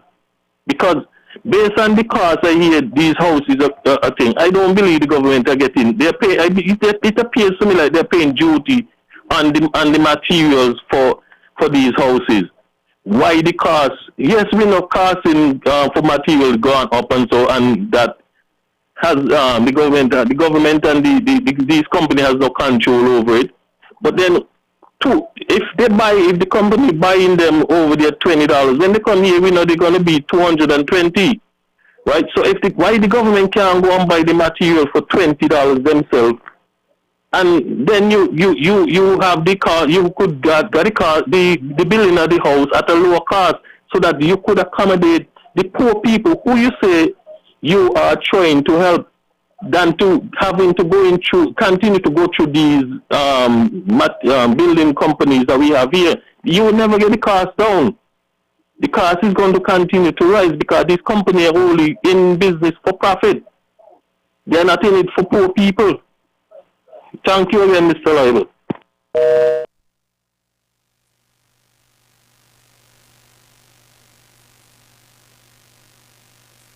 Thank you very much. Well, I'll be surprised if the government would tax itself, and no government taxes itself. But again, just for information, the legislation is in fact the Housing and Social Development Levy Act, which was an act introduced and revised in 2009. It was first introduced in force in 1996, amended in 2001, 2005, and in 2009, and the last amendment was in 2014. But this was an act to impose a levy on the wages of persons employed in St. Kitts and Nevis for the purposes of providing necessary housing and social development and to provide for related or incidental matters. That is the raison d'etre for this particular piece of legislation. My memory serves me well. It is collected through the Social Security Board, just like the severance payment, that is paid by the Social Security into the consolidated fund, just like the severance payment as well. I stand to be corrected, but I think that's how it is organized. But let's go back to the lines. It's 9 before 10 o'clock. Caller, you live. Thank you for holding. Badges, good night. Good night, Mr. Badges. Caller, you live. Thank you for holding. Badges, good night. My brother, good night. How are you, the Bible man? Good night. Good night, the Bible man. Good night. I read it from Psalm 37. Psalm 37. Psalm 37, Badges. Fret not yourself. Fret not thyself. Verse 25. Psalm 37, verse 25. I was young, now I'm old. I neither see the righteous forsaken, nor see it begging bread. Psalm 37, verse 23. The steps of a good man are ordered by the Lord. Mr. Patrick, have a pleasant night. And if I have to go into the house levy, I will say something tonight, but I am not going to say it. So, good night, Mr. Patrick. Have a pleasant night.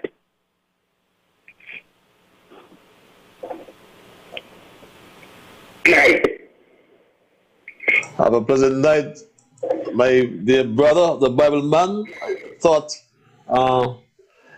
as you said, fret not thyself because of evil doers, neither be thou envious against the workers of iniquity. Psalm 37, you went to verse 23, but that's very good as well. Caller, you're live. Yeah, Patrick, good night again. Mr. Kando. Patrick, yes, good job. Make some good point. Mr. Boris, he makes some good point. politics. And I want to commend him for his points in it. That's why the politician then who elected got to listen to us. Because we come up with some good ideas. And people in government, whether secretary, advisor to the government or whatever it is, got to listen to us. He makes some good points. Because he make a point there, person calling, so that if a man has to achieve something a week, how you going to give him a house with a man, compare with a man who working for 3,000, maybe 5,000 a month or whatever. You understand? And this is thing that this is reality. This is thing that to bring down the government. This is thing to strengthen whosoever there and to make them do better. But people still let them we call in and we say things, we criticize them. This is start maintaining the this is start maintaining the which the same happening, we ain't going to panic factory go land blasting and say this and say that. Patch is going to ordinary man work. Only money, right? You got to put your money to use. Because patches materials them come from nowhere. With 1-bedroom house. Some of the 6-bedroom house. And no government and nobody used to be nobody nothing. I don't know if they're going to the talent or whatever. You still live on estate land. Them time. The estate land. Should that really get the land to by wiggle them. Wiggle them not get the land to. You only got to make coin and put down, make a, what call it again? You pay legal fees to a lawyer to say that he certified that he land is the one. That's what he did when he get in 1980. He did that. And touches, I'm going to say again, that people got to take responsibility when they get a house, when they get piece of land or whatsoever. You cannot work for your money and go in a gambling house and gamble it up and forget to go bills them, okay? And that's the situation that is going on here right now in this country. You got a lot of people, there's not one man there in a casino, he lose $1,000 one night. And he got the light bill, the water bill, he got the mortgage to pay. But he got maybe even $5,000 a night, you know. But he goes to the mortgage he got to pay. And maybe he next to go back and will lose the $5,000. But like telling you, you have to ordinary people here. I hear them discuss the thing sometimes. And people who need taxes, people who doing a little business, as soon as they have the business, they don't make the money, they're gone in the casino. They're gone in the casino. I'm not good at people want to make money, you want to feel it to put with money and help you with your bills them, and maybe suffer a little better. But you got to take your time. We got to take our time. So when people call me saying this and saying that and saying that, no government perfect. No government perfect. And a lot of things that we blame in this government for. Happening in farmer administration with all these land the 2010. No road, nothing. A lady complained to me of St. Peter's that she got piece of land. Up to now she can't find she land. She can't find it because no road built and nothing to go to nothing. And this unity government that they blame with. And they got to set them because they need to present on it now. And they got to do what they got to do. Set the people in. But they know that the land and get under this administration. So, politics will be unforever, politics will be unforever. And this is nothing going to stop. Whether unity lose or not, it's going to continue the same. The same old way. It's going to continue the same politics. I tell you now. No. Things are getting worse and worse and worse and worse. I believe it could not be better than now with a unity government. And if we don't say this unity, I don't know where we're going from here. But if we go from here, I hope that this responsibility we got right now, I just hope everyone will take them or whatever. If anything go from here. But again, let's thank God for this federation of St. Nevis. a country where down to live into. And up to now, I still live into. I never lived in a think it. That is very wonderful, the Federation. God bless you. That is a gospel one in here. I had a few one until the party done a few one in here. God bless you as well, my brother.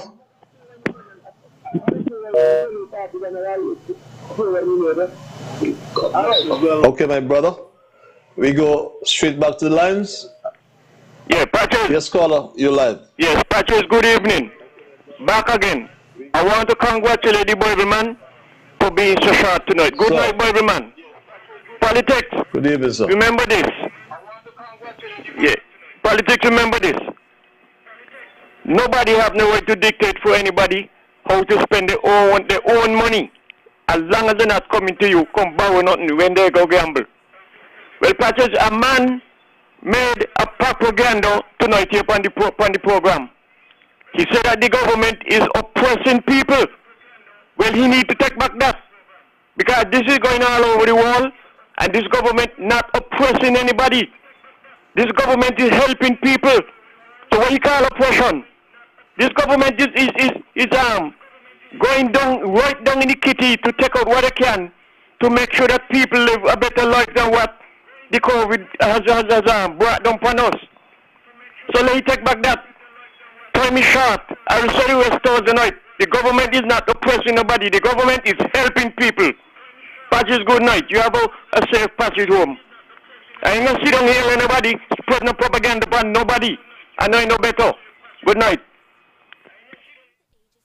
I ain't gonna sit down here with nobody. Good night, my brother. I concur with you. There's no pressure whatsoever in St. Kitts and Nevis.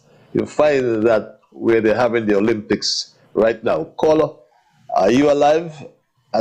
Right at the top of the hour, I'll take 2 more calls. Call you live. Good evening, everybody out there in Radio Land, and good evening, servant. Yes, caller? I said good evening, everybody out there in Radio Land, and good Ambassador Patches. How are you doing this evening? I said good evening. Good evening, my brother. I am peaceful. Yourself?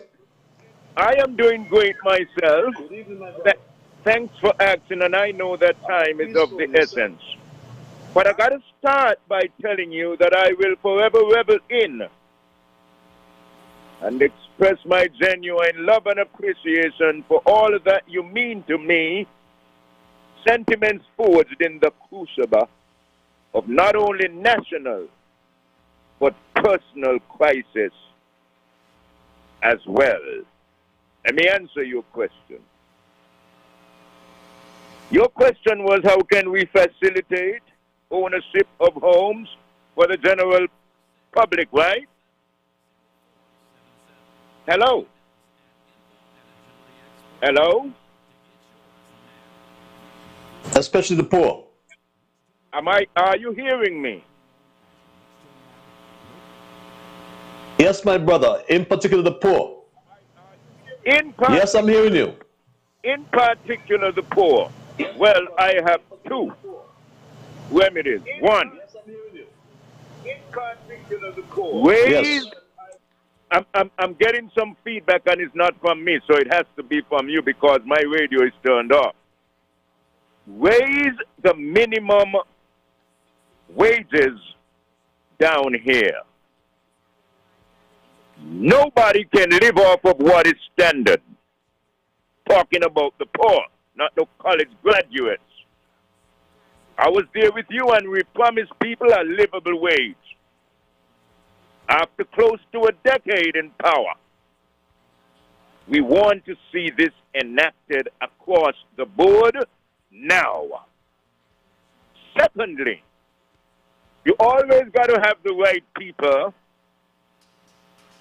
to get the desired outcome. I want to see Mr. Hamilton removed from the helm. He's both unimaginative and obstructive with nothing new to bring to the table. Why do I say this? Years ago, before being elected in office, and plagued with not only a leaking roof and the want of a new engine for his car that he could ill afford, no, he was like a mangy dog in hock to Tom, Dick, and Harry.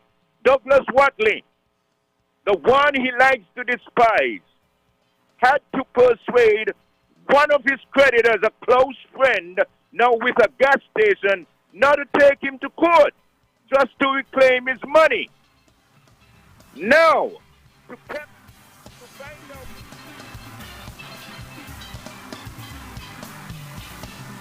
who got the contract for refurbishing the schools in Keon. No.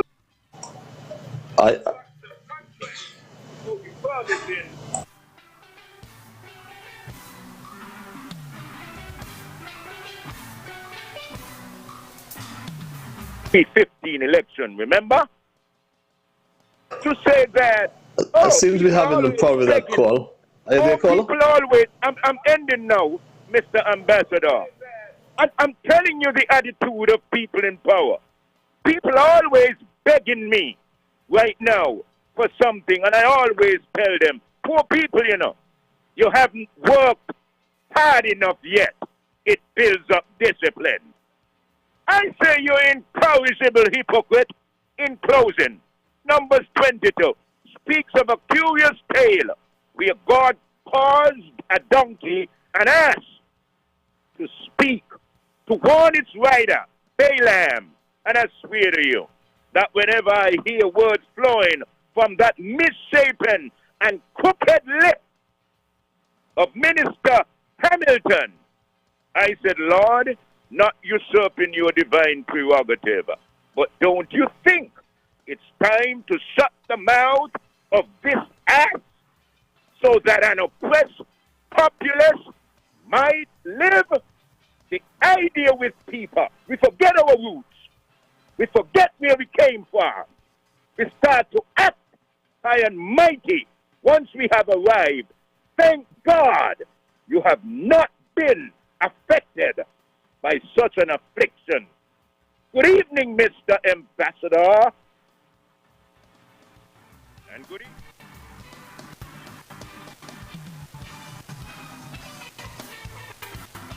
Good evening, my brother. Always straight, assertive, and to the point. I'll perhaps take one more call before I wrap tonight. Caller, you are my final call. I'm going to guide you by the rules of brevity, as I did all night. Are you there, caller?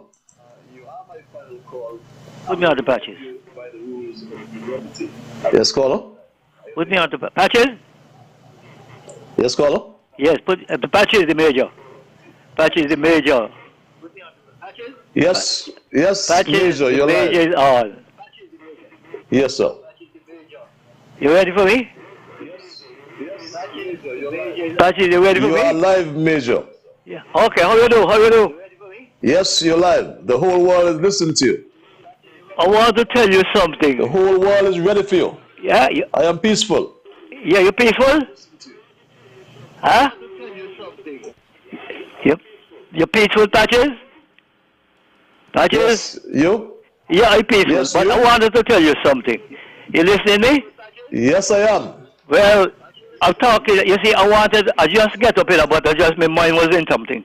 How you talk about observation review. And this is what I want you to listen to this. I want you to listen to this. I believe you are a Bible student. And David as the head of his family, but also the entire nation of Israel, he had a lot of power. And at the time, he misused that power and make serious mistakes. So I thought I shared it with you, Patches, and my people, because it's a matter I was dealing with a fellow this morning, and he talked about power. So I said, well, boy, let me go look in my Bible to give me a little idea where I could find that. And when I look in my Bible, you look in Mark 10 verses 45, he told you about a man who's going on terribly eating. And he said, you must take it easy. You got to take it easy, Patches, because power, let us say, is absolutely corrupt. They say power is absolutely corrupt, Patches. And because of that, David was this powerful fellow. And he believed because he got power for his family and everybody, he could do people as he liked. And you must understand, you know, the Bible says he was entire of the nation of Israel. And he had a lot of power and he misused it. So what we have to do these last days, the power we have, we got to take it easy and motivate people. Thank you very much.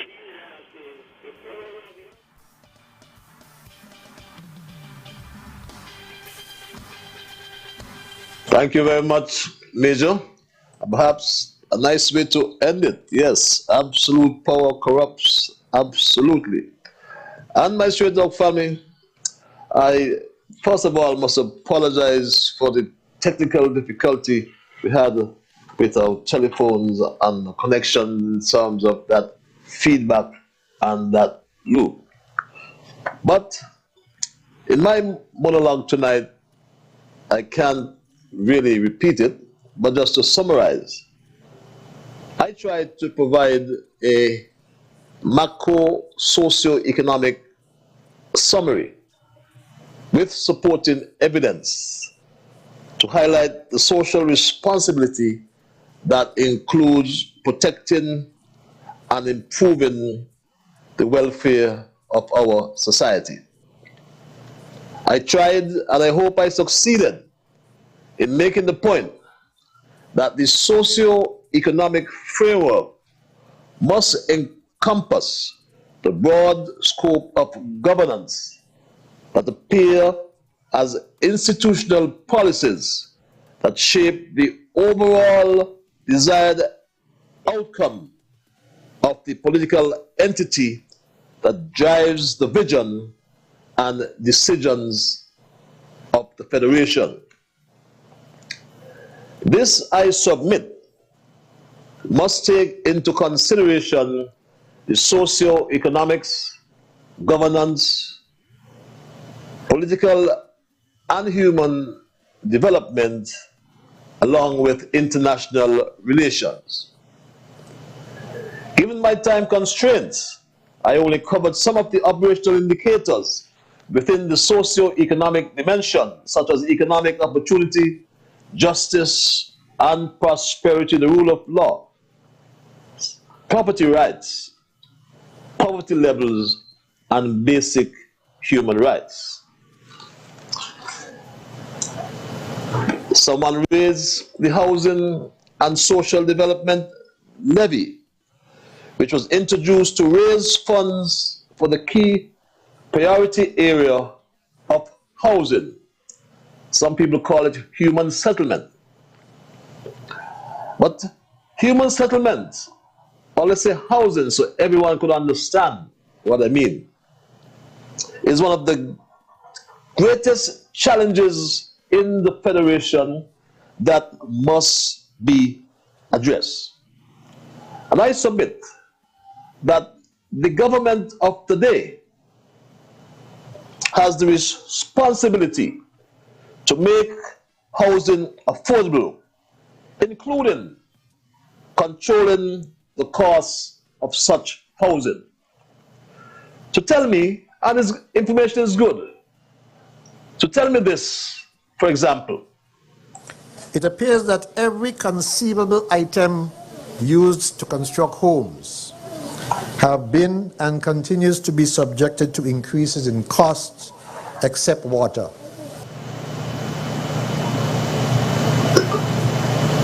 Let me play that back. I should play that back so we can get the point I was trying to make out. The cost of building the same homes tomorrow will be much more. NHC has earlier calculated that the home built in 2020 for $165,000 will cost us $235,000 in 2022. That's a significant increase. And I believe we have to adjust that because prices are still rising in some areas. It appears that every conceivable item used to construct homes have been and continues to be subjected to increases in costs except water. And that, I submit, is government's responsibility, and I'm speaking of the government of the day. Whichever government, it has the responsibility to make housing affordable for the majority of people in St. Kitts, and that majority are on the low income level. So government has the responsibility to control the cost of housing, change the technology, go modular, get up to date, make a fundamental change, a paradigm shift. As we said, again, as I said before, is an old saying, very old saying, that applies as we speak. What gets measured gets done. And only by counting the uncounted that we can reach the unreached. My Stray Dog family, we will continue this discussion in time to come. But I want to take on board the suggestions of many. Raise the minimum wage. Some people ask for a living wage. But that will come with a cost. Who will bear the cost? Remember, government for the people, by the people, is of the people. So government is in fact the people. My Stray Dog family, my time is done and I've got to run. I want to thank God for guiding our conversation tonight, and as always, I want to thank you, the many callers, and even those who did not get in. I want to thank those on social media. Remember again, I want you to spread the word and share the link. And on social media, you know, as of now, you can access the program via my Face Talk page, the Ian Patches Liburd Face Talk page. Just enter Straight Talk with Ian Patches Liburd, and then you get the link. So too on YouTube. Tell your friends to tell your neighbors. I will be taking some leave for some important business I have to attend to on Thursday. So God's willing, I will see you on Monday for another edition of Straight Talk. Until that time, have yourselves a wonderful week, what remains of the week. Be good to all whom you meet. And remember that whatever your mind conceive, that you will achieve. But first of all, you just got to believe. So when you wake in the morning, thank God for the morning light. Thank Him for taking you to the night. And my Stray Dog family, keep moving on. Bye-bye until we connect on Monday.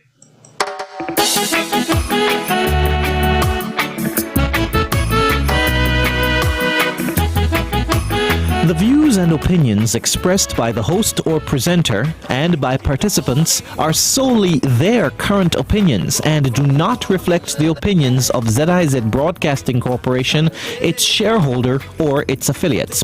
The opinions of the on-air guests or participants are based upon information they consider reliable, but neither ZBC nor its shareholder nor its affiliates warrant their completeness or accuracy, and they should not be relied upon as such. So whatever my mind conceive, that I will achieve. You better believe